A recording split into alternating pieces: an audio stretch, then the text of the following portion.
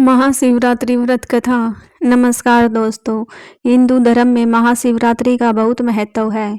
आज हम सुनाने जा रहे हैं महाशिवरात्रि की महान कथा और साथ ही इस वीडियो के माध्यम से यह भी जानेंगे कि किन स्त्रियों को शिवलिंग पर जल नहीं चढ़ाना चाहिए। यदि वह जाने अनजाने में ऐसा करती है तो उन्हें कौन सा पाप लगता है और उन्हें इसके क्या दुष्परिणाम भुगतना पड़ सकता है। तो चलिए आज की कथा प्रारंभ करते हैं। एक बार की बात है, भगवान शिव जी आदिशक्ति माता पार्वती के साथ कैलाश पर्वत पर विराजमान थे। चारों ओर वातावरण में एक अनोखी शांति थी। यह मनमोहक दृश्य देखकर किसी का भी मन विचलित हो सकता था। उसी समय आदिशक्ति माता पार्वती के मन में एक प्रश्न का उत्तर जानने की जिज्ञासा उठी। तभी उन्होंने बहुत ही व्याकुल मन से भगवान शिव से कहा, हे नाथ, आज मैं आपके मुख से महाशिवरात्रि का महात्म्य सुनना चाहती हूँ और यह जानना चाहती हूँ कि वह कौन सी स्त्रियाँ जिन्हें शिवलिंग पर जल नहीं चढ़ाना चाहिए। माता पार्वती का प्रश्न सुनकर भगवान शिव जी मंद मुस्कान के साथ बोले, हे देवी पार्वती, आज आपने संसार के हित के लिए अति उत्तम प्रश्न किया है। हे देवी, जो भी स्त्री पुरुष इस महाशिवरात्रि की कथा को सच्ची श्रद्धा से मेरा चिंतन करते हुए सुनता है, उसके सहस्त्र पाप नष्ट हो जाते हैं। इस कथा का श्रवण करने मात्र से मनुष्य के घर में दुख दरिद्रता समाप्त हो जाती है, उसके सभी मनोरथ पूर्ण हो जाते हैं और उस पर स्वयं मेरी कृपा दृष्टि बनी रहती है। भक्तों, भगवान शिव जी की यह बात सुनकर माता पार्वती हाथ जोड़ते हुए कहती है, हे नाथ, आप कथा कहिए। मैं आपको वचन देती हूँ कि इस कथा को ध्यानपूर्वक पूरा सुनूंगी और इस कथा का समस्त लोकों में प्रसार करूंगी। तभी भगवान शिव जी कथा सुनाते हुए कहते हैं, हे देवी, पूर्व काल की बात है। दक्षिण देश में दंडकारण्य नाम का एक विशालकाय वन था। उसी वन में एक शिकारी रहता था जिसका नाम चित्रगुप्त था। वह अत्यंत ही दुष्ट और क्रूर स्वभाव का था। उसके अंदर तनिक मात्र भी दया भाव नहीं थी। वह सदैव क्रूरता के काम किया करता था। वह प्रतिदिन सुबह उठकर वन में चला जाता और वहां जाकर मृग को तथा अन्य पशुओं को मारकर उन्हें अपना शिकार बना लेता था। आगे भगवान शिव जी कहते हैं, हे देवी, उन बेजुबान और असहाय जानवरों को मारते समय उसे थोड़ा सा भी भय नहीं लगता था।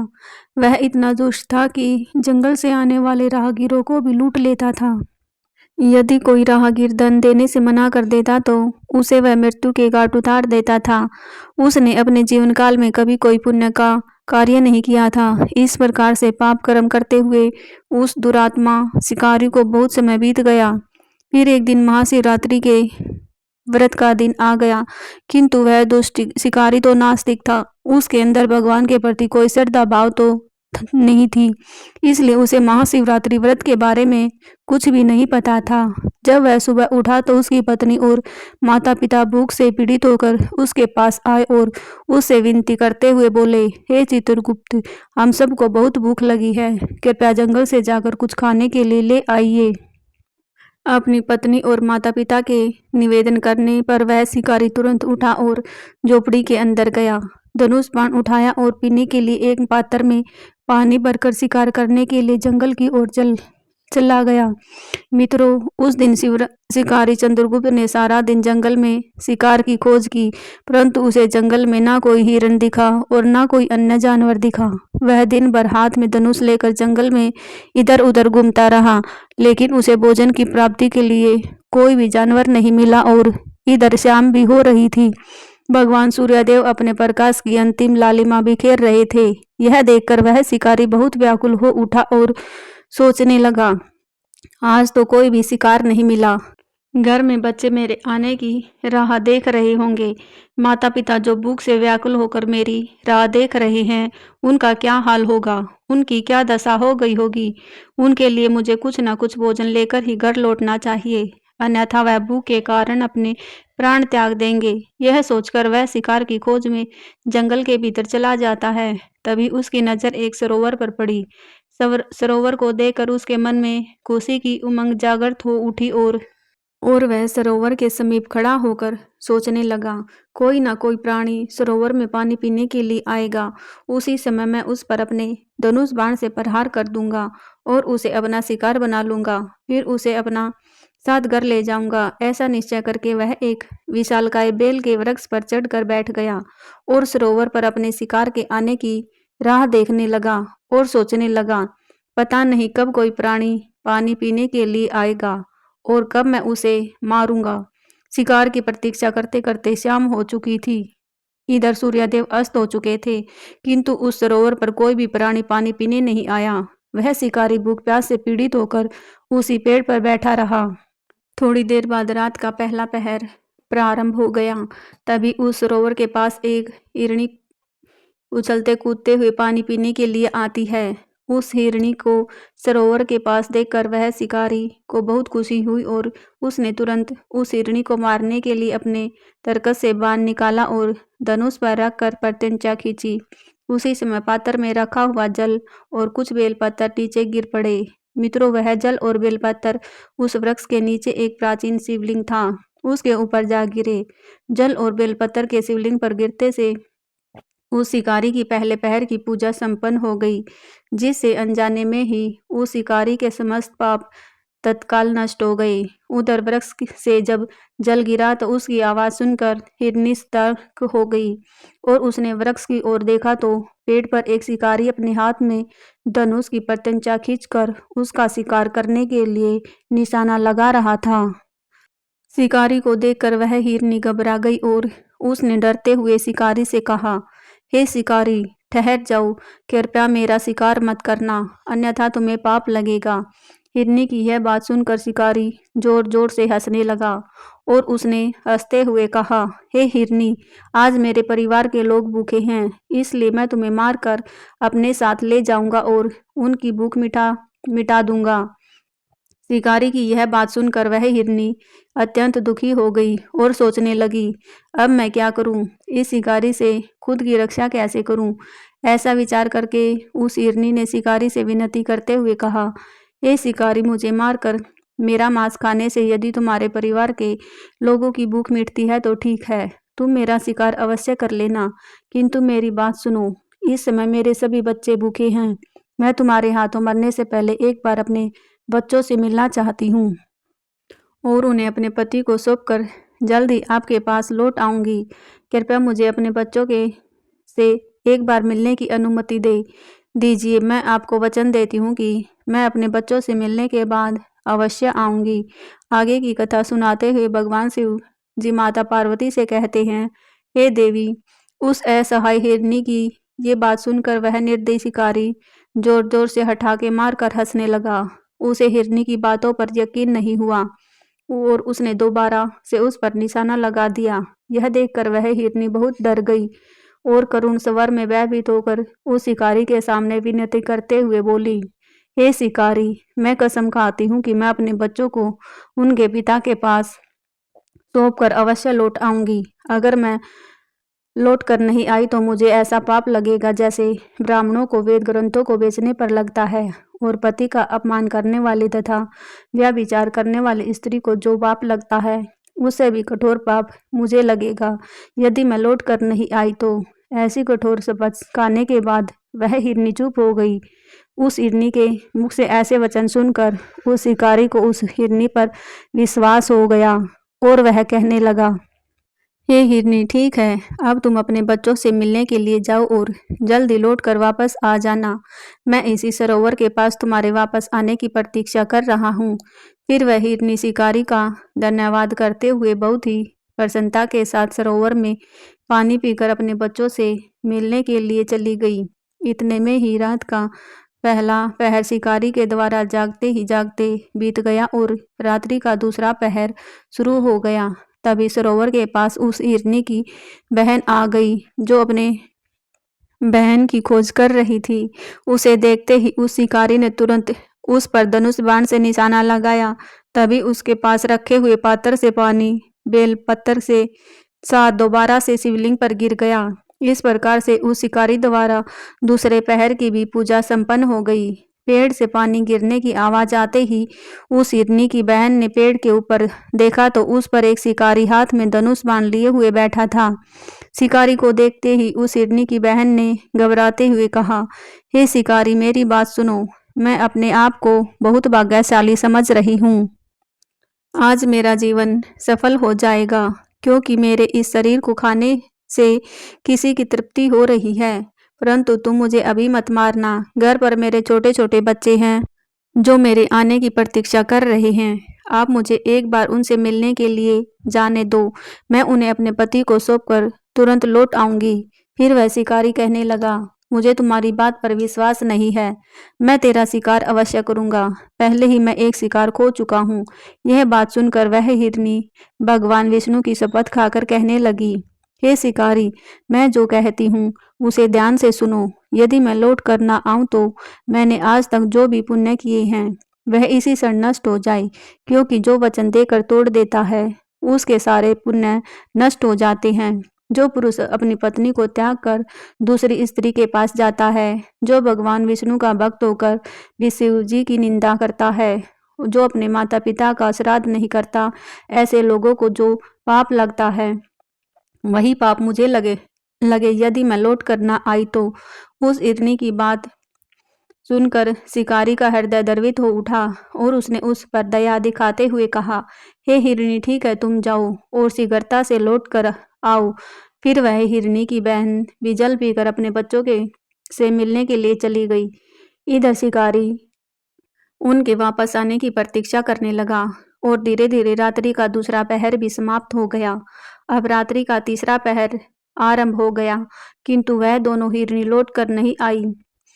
तभी उसकी नजर एक हिरण पर पड़ी। वह बड़ा ही तंदुरुस्त और हष्ट-पुष्ट था। हिरण को देखकर शिकारी बहुत खुश हो गया और उसने धनुष पर तीर चढ़ाया और निशाना लगाया। ऐसे करते समय फिर से थोड़ा सा जल और बेलपत्र नीचे शिवलिंग पर जा गिर गया। इस प्रकार उसके द्वारा भगवान शिव जी की तीसरे पहर की भी पूजा संपन्न हो गई। उस पेड़ के ऊपर से पत्तों की आवाज आई तो उस हिरण ने ऊपर की ओर देखा तो उस पर एक शिकारी धनुष बाण लिए बैठा हुआ था। शिकारी को देखते ही वह हिरण घबरा गया और डरते हुए बोला, हे शिकारी, आप यह क्या कर रहे हो? रुक जाओ। हिरण की बात सुनकर शिकारी रुक गया और हिरण से कहा, हे मृग, मैं अपने परिवार के लिए भोजन की तलाश में हूँ, इसलिए अब मैं तुम्हारा शिकार करने जा रहा हूँ। तभी हिरण ने विनती करते हुए कहा, हे व्याध, अगर तुमने यहाँ पर आई हुई मेरी पत्नी और उसकी बहन को मार डाला है तो आप बिना विलंब किए इसी समय मेरे भी प्राण लो, क्योंकि उनके बगैर मैं जीवित नहीं रह सकता। जिस प्रकार से तुम्हारे लिए तुम्हारा परिवार महत्वपूर्ण है, उसी प्रकार से मुझे भी मेरा परिवार अत्यंत प्रिय है। यदि तुमने उन्हें जीवन दान दिया है तो मैं आपका आभार प्रकट करता हूँ और मुझे कुछ समय के लिए उनके पास जाने दो। मैं अपनी पत्नी से मिलकर वापस आ जाऊंगा। उस हिरण की ऐसी बात सुनकर शिकारी को बहुत आश्चर्य हुआ। उसके मन में रात भर का सारा घटनाक्रम घूमने लगा। वह हिरण से कहता है, हे मृग, तुमसे पहले वह दोनों यहाँ पर आई थी, वह भी मेरे से ऐसे ही झूठ वचन कह कर गई हैं और अभी तक लौट कर नहीं आई हैं। अभी तुम खुद के प्राण संकट में देखकर झूठ बोलकर चले जाओगे तो लौट कर नहीं आओगे। फिर मैं किसका शिकार करूंगा? मेरा परिवार तो भूखा ही मर जाएगा। शिकारी को क्रोध में देखकर उस हिरण ने कहा, हे शिकारी, मैं जो कुछ भी कहता हूँ उसे ध्यान से सुनो। मैं कभी झूठ नहीं बोलता। यह समस्त संसार विश्वास और सत्य पर चल रहा है। जिसके वचन झूठे होते हैं उसका पुण्य उसी क्षण नष्ट हो जाता है। इसलिए हे शिकारी, तुम मेरी प्रार्थना सुनो। शिवरात्रि में भोजन तथा सहवास करने से जो पाप लगता है, झूठ बोलने से जो पाप लगता है और किसी गरीब और असहाय का बलपूर्वक धन हड़पने से जो पाप लगता है, वही पाप मुझे लगे यदि मैं लौट कर न आऊं तो।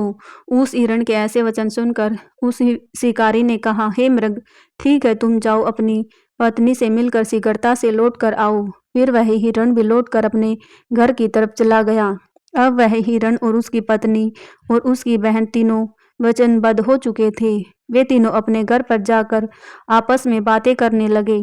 सबसे पहले हिरनी ने कहा, हे स्वामी, आपके बिना हमारे बच्चे जीवित कैसे रह पाएंगे?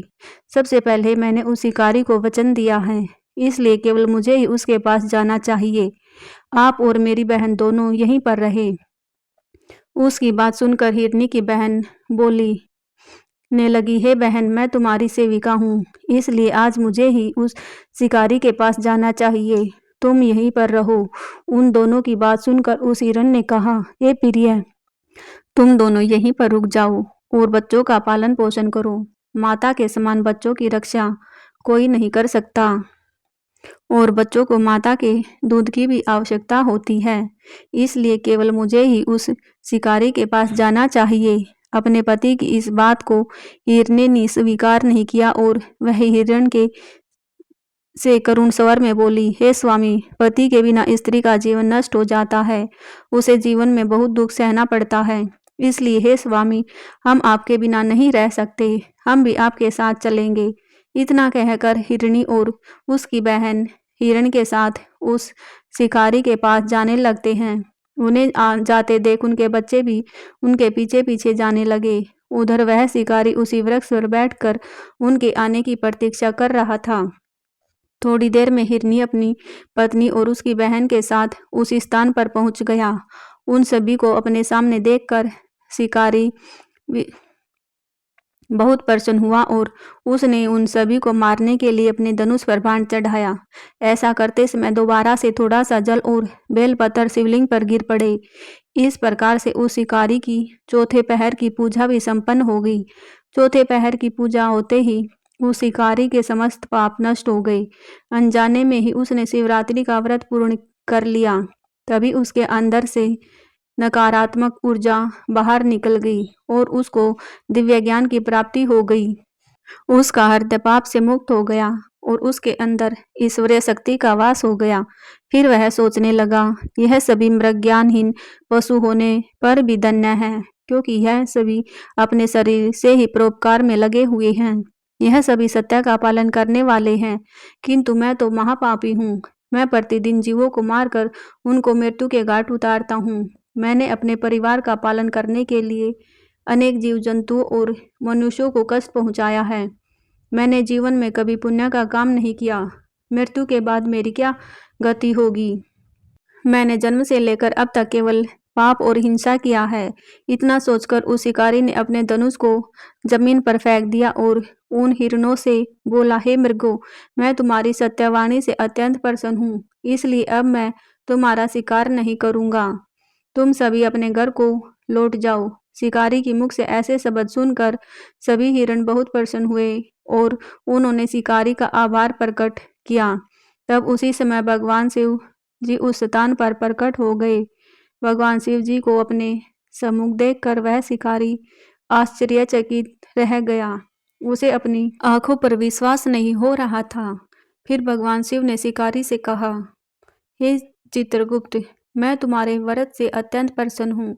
तुम मुझसे कोई भी वरदान मांग सकते हो। यह सुनकर वह शिकारी भगवान शिव के चरणों में गिर पड़ा और कहने लगा, हे प्रभु, आज मैं आपके दर्शन करके धन्य हो गया। अब मुझे कुछ भी पाने की इच्छा नहीं है। आपके दर्शन मात्र से ही मेरे जीवन का उद्धार हो गया। मैं धन्य हो गया।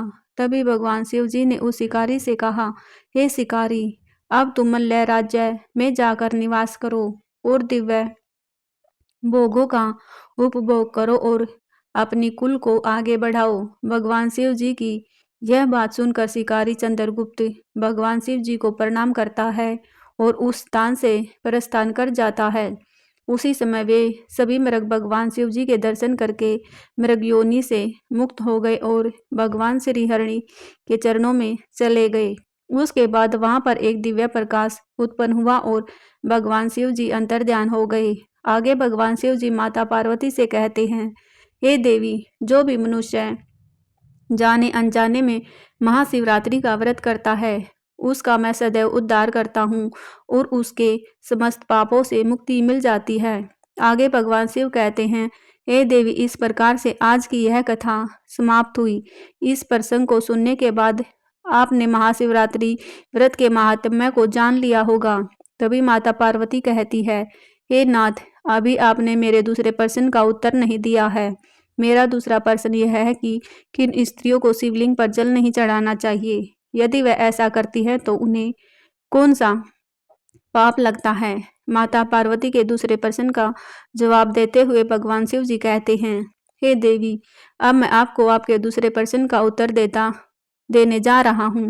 हे देवी, रजस्वला स्त्री को मासिक धर्म के दौरान किसी भी पूजन कार्य में शामिल नहीं होना चाहिए और विशेष रूप से उन्हें शिवलिंग पर जल नहीं चढ़ाना चाहिए, क्योंकि मासिक धर्म के दौरान वह अशुद्ध अवस्था में होती है। इस दौरान उन्हें शिवलिंग पर जल नहीं चढ़ाना चाहिए। वे दूर से ही हाथ जोड़कर प्रणाम कर सकती हैं। दूसरी बात, विधवा स्त्रियों को शिवलिंग पर जल नहीं चढ़ाना चाहिए। कहा जाता है भगवान शिव जी विवाह संस्थापक माने जाते हैं, इसलिए विधवा स्त्रियों को शिवलिंग पर जल नहीं चढ़ाना चाहिए। तीसरी बात, शुद्धता का पालन न करने वाली स्त्रियों को शिवलिंग पर जल चढ़ाने से बचना चाहिए और अपवित्र आचरण वाली स्त्रियों को शिवलिंग से दूर रहना चाहिए। यदि उनके विचार पवित्र नहीं है तो उन्हें शिवलिंग की पूजा करने से पहले आत्म शुद्धि करनी चाहिए। जो भी स्त्री इन नियमों का पालन नहीं करती उसे भगवान शिव जी की अपमान का दोष लगता है, क्योंकि शिवलिंग को भगवान शिव जी का प्रतीक माना जाता है। ऐसी स्त्रियों के जीवन में अशुभ फल प्राप्त होता है। उन्हें भगवान शिव जी के क्रोध का सामना कर पड़ सकता है। यदि कोई स्त्री विधि पूर्वक शिवलिंग की पूजा करती है तो उसके जीवन में संतान प्राप्ति में बाधा आ सकती है या परिवार पर संकट आ सकता है। यदि कोई स्त्री शुद्धता का उल्लंघन करते हुए शिवलिंग की पूजा करती है तो उसे अकाल मृत्यु या दुर्भाग्य का सामना करना पड़ता है। आगे भगवान शिव जी माता पार्वती से कहते हैं, हे देवी, स्त्रियों को शिवलिंग की पूजा करते समय शुद्धता और धर्म के नियमों का पालन करना चाहिए। यदि स्त्री इन नियमों का उल्लंघन करती है तो उसे पाप का भागी माना जाता है और उन्हें इस कार्य के लिए दुष्परिणाम भुगतने पड़ सकते हैं। इस प्रकार से आज का यह ज्ञानवर्धन प्रसंग समाप्त हुआ। आशा करते हैं कि आज की यह कथा आपको पसंद आई होगी। पसंद आई हो तो कमेंट बॉक्स में ओम नमः शिवाय लिखना ना भूलें और वीडियो को लाइक शेयर जरूर करें और ऐसी ही कथा सुनने के लिए चैनल को सब्सक्राइब करें। वीडियो में अंत तक बने रहने के लिए आप सभी का धन्यवाद।